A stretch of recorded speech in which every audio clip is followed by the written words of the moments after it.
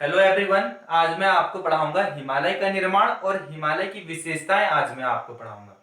तो हिमालय पश्चिम में जम्मू कश्मीर से लेकर और पूरब में अरुणाचल प्रदेश तक 2500 किलोमीटर की दूरी में फैला हुआ है।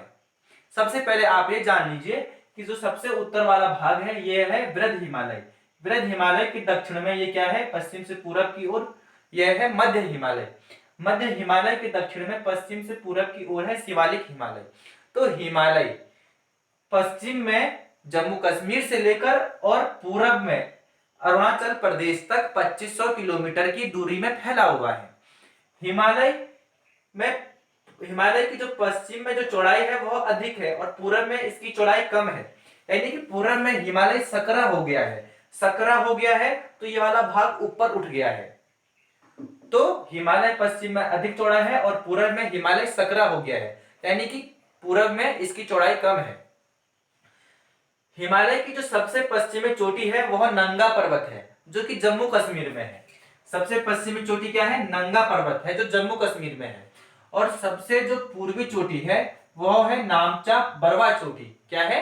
नामचा बरवा चोटी, जो कि अरुणाचल प्रदेश के उत्तर में तिब्बत में स्थित है। ठीक है। हिमालय का जो आकार है वह धनुषाकार है, यानी कि चापाकार है। आपको दिखाई दे रहा होगा, ठीक है ना।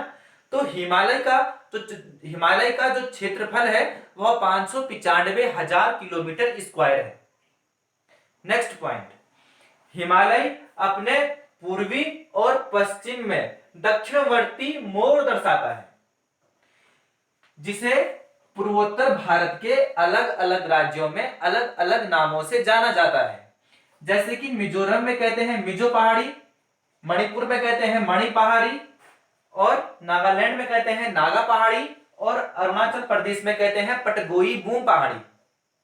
मिजोरम में कहते हैं मिजो पहाड़ी, मणिपुर में कहते हैं मणि पहाड़ी, नागालैंड में कहते हैं नागा पहाड़ी, और अरुणाचल प्रदेश में कहते हैं पटगोई बूम पहाड़ी।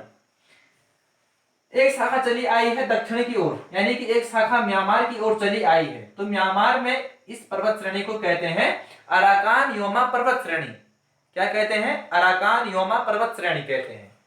और पश्चिम में भी हिमालय दक्षिणवर्ती मोड़ दर्शाता है।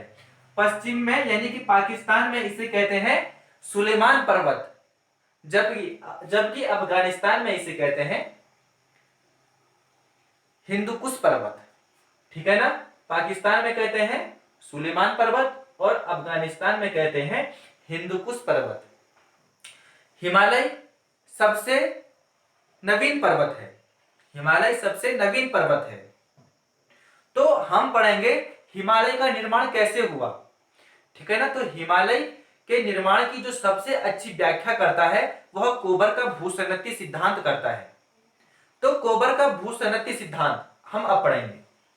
कोबर का भूसन्नति सिद्धांत।